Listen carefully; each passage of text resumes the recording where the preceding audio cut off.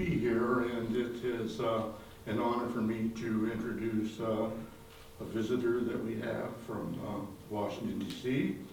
John Charles Padalino was sworn in as Administrator of the Department of Agriculture's Rural Utility Service, RUS, a rural development agency, on June 12, 2013.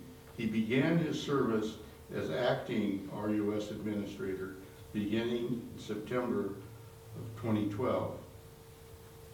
Mr. Padalino's appointment follows his role as acting administrator for U.S. Development Rural Business Cooperative Service, RBS. So we're getting a two-for-one, a person that was an administrator of an important program in RD and in the past, and the present administrator of RUS. Before coming to RBS, John served as the acting Principal Deputy General Counsel for the Office of General Counsel and as Chief of Staff for former USDA Rural Development Undersecretary Dallas Donziger. Mr. Padalino holds a Bachelor of Arts degree from the University of Texas at Austin and a law degree from Rutgers School of Law. In his professional career, Mr. Padalino practiced law in El Paso, Texas, where he represented rural water districts. He litigated complex commercial cases and briefed cases before the appellate courts of Texas and the United States Courts of Appeal. Prior to becoming a lawyer, Mr. Padalino worked in the water and wastewater industry. RUS, the successor to the Rural Electrification Administration, REA, has funded rural electric cooperative utilities since its creation in May of 1935. Currently, RUS has over $60 billion in assets under management to finance electric, telecommunications, and water and wastewater utilities serving rural areas nationwide. Help me present Mr. John Padalino. Before I get started, I'd like to thank Kathy for the invitation to speak here today, and thank you, Tracy, and please send our regards to the governor and to the staff back at the Department of Environmental Quality. And Tony, thank you for the invitation.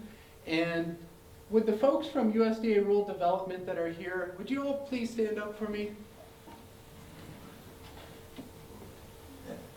Would everybody mind just giving them a round of applause? Thank you for all you do for rural America. And, you know, I'd like to introduce the folks from the evil federal government to just so put a face to the folks when people talk about getting rid of government. These are the folks who they want to get rid of. These are the folks who will go out to a board meeting at 8 p.m. when it's 20 below out and help put together a business plan. These are the folks that care about rural America, live in rural America, and really are trying to move the ball in rural America. And that's what you all do. That's what everyone here in this room is trying to do. And that's what we're focused on at the United States Department of Agriculture. But we're not the only federal agency that's focused on helping improve the quality of life and economy in rural America. A couple years ago, the president said we need to do more for rural America, and through his efforts, he established by executive order, one of those evil executive orders, a White House Rural Council.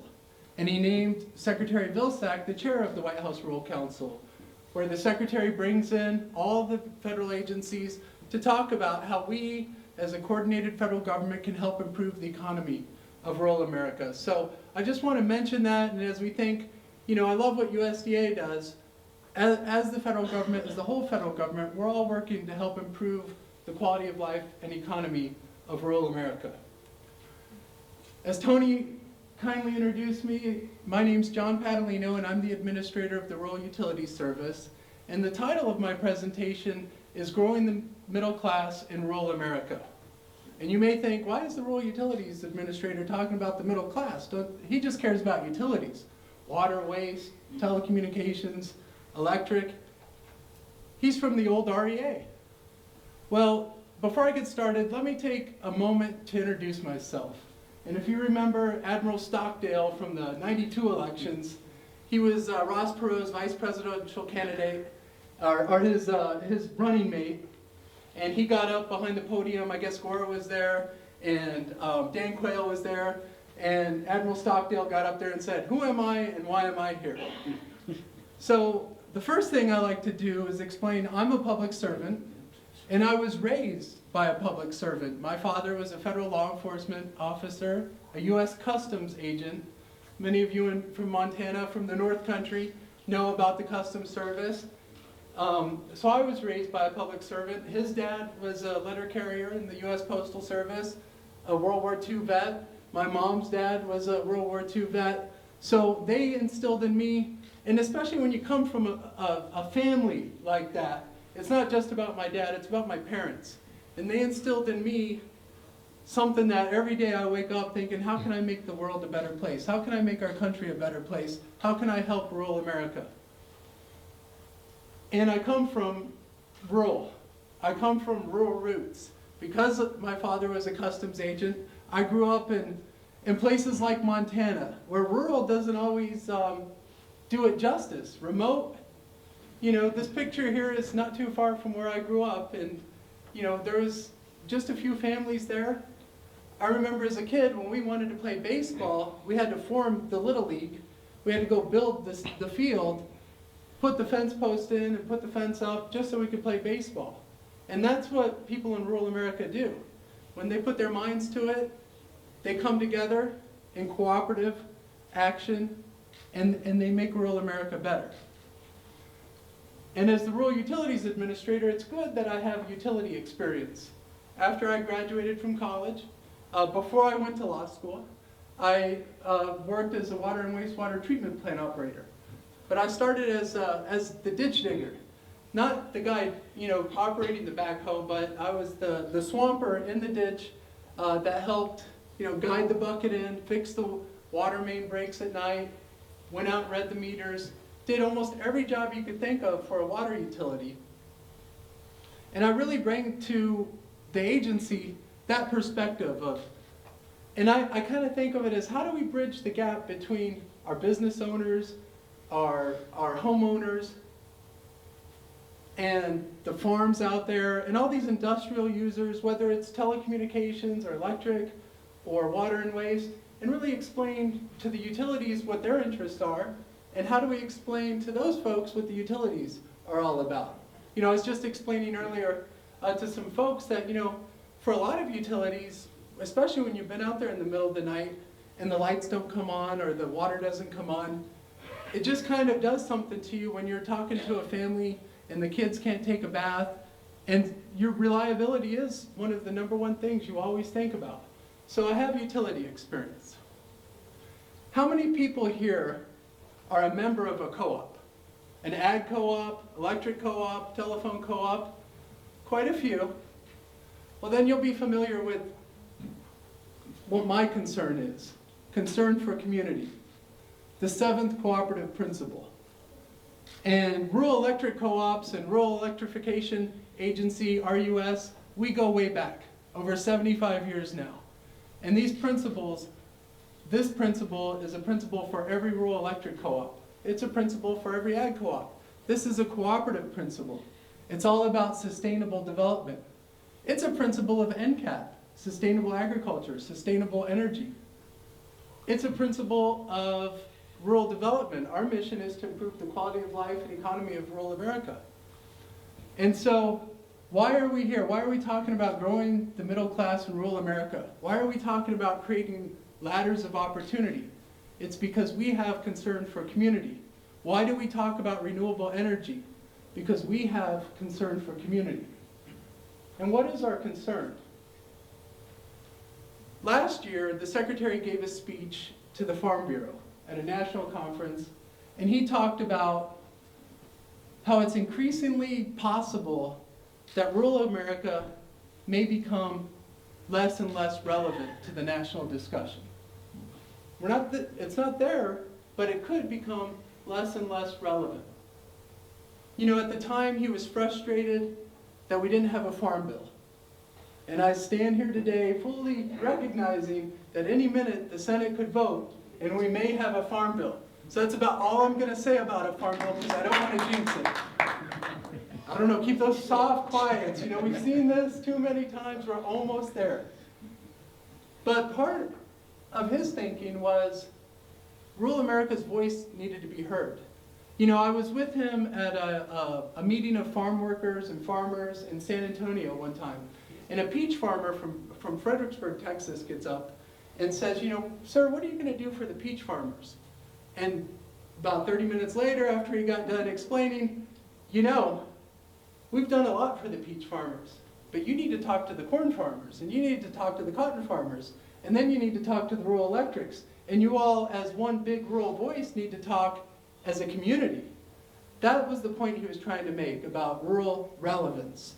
How rural can get their voice heard, but in some ways, rural America has become fractured. I have a couple charts here I want to go through and explain at least why I think some of that's happening. Rural America has been losing population. This is some statistics that the Economic Research Service and agency at USDA, they put out a paper last fall in about October or so called Rural at a Glance. All the yellow counties are rural counties. All those yellow counties have lost population. People have moved somewhere else. I know for some of you in the back it might be hard to see, but you can see the yellow. Lots of yellow. The red are counties that have seen growth. And you'll see western North Dakota and eastern Montana, oil and gas development. West Texas, where I'm from, oil and gas development. Down in South Texas, oil and gas development. The blue counties have seen moderate growth, high amenities. They have a nice quality of life, good healthcare system, good schools. They have easy access to a national forest or a national park, a lot of recreational opportunities. But the yellow is where we're losing population. And when we think about people in rural, what happens? You're born there, and then eventually you move away. This chart, it goes like a V, and then it comes back up to a flat line. It shows, it starts at 0 years of age and goes out to 85 years of age. And so there's a net positive in population in rural America, and then it starts declining. And that decline happens right when kids start graduating from high school in rural America, looking for opportunities, looking for innovative ideas, looking for creative ideas. And they go away to college, or go away for jobs, or just go away to get some experience. And eventually around 30, they start, marrying, having kids, and they say, I want to get back home to mom and dad. I want my kids to grow up chasing fireflies and frogs and doing the things I did as a kid. I want them to experience the rural way of life. The bigger story of this chart is the green and the yellow lines. The green line shows a little bit more growth, actual real growth, and those are counties with high amenities, with all those things I listed. Good quality of life, good energy economy, good healthcare system, easy access to recreational opportunities. That yellow line are the bottom 25% counties, mostly those yellow ones you saw on the map. And that's not seeing any growth at all. People are leaving and they're just not coming back. This map shows poverty in rural America. All the blue counties are high poverty counties in rural America that have experienced decades of high poverty. The green counties are new entrants, meaning over just the last 5-10 years, have now become a high poverty county. There's been a few of the red counties that have left the impoverished areas, but there's more and more high poverty counties in rural America. And finally, when we think about the kids in rural America, if you just took these bars and made it would look like an X, if you just did a line graph of those. And so back at the beginning of this millennia, the majority of counties in rural America had kids living 15% or less than the poverty line, where 15% of the kids in those counties or less live below the poverty line. Now, the majority of the counties in rural America have kids, 30% or more of those kids in those counties are living below the poverty line. More and more kids in rural America are growing up poor. And all research indicates that they'll stay poor. When we think about all the needs in rural America, the needs to build capacity, to put together a business plan, everything becomes harder when you think that 1 in 4 kids in rural America are growing up below the poverty line. Well, that's the story. And you know, at USDA, the secretary also talks about all the good work we've done. We've had years now. The past 2-3 years have had record exports in the ag industry. We've had a growing bioeconomy, created over 500,000 jobs in the bioeconomy. Local and regional food systems, sustainable agriculture. We've created over 7,000 farmers markets across the country. But our work's still not done when you look at all this data. So what's the answer? And this is, I think, you know, a real pleasure to be here to speak to you, because I think you all are the answer. And people in rural America know they're the answer. When they've been surveyed, just this last summer, a survey of rural Americans was conducted, and people said, geez, you know, with all this bad news, is it worth fighting for? And over 80% of the respondents of that survey said the rural and small town way of life is worth fighting for. But what they also said was that they believe in partnership. I love working at USDA Rural Development because that's what we're all about. We're about a partnership. Whether it's a single family housing loan, a REAP grant or a REAP guaranteed loan, or one of the loans from the Rural Utility Service, we're all about a partnership with a local family, a local business, or a local utility, where they come up with the idea. They come up with what they need, and they partner with the federal government for that financing. And we know at USDA Rural Development that the rural and small town way of life is worth fighting for. But like I said, you all are the answers. Y'all come from rural America. You can go back to your communities and talk about what you're talking about here at this conference, where Tracy challenged you to go out to each of these sessions and learn. But you have to take that knowledge back to your communities. Take that knowledge back for the academics in the room, put that knowledge in writing, and make it in a way that if I want to start a renewable project, I can understand. Go out and talk to the boards of your rural electric co-ops. That's not going to be an easy conversation always, but you have to do it. You all are the answer. And what the things we're going to talk about here are part of the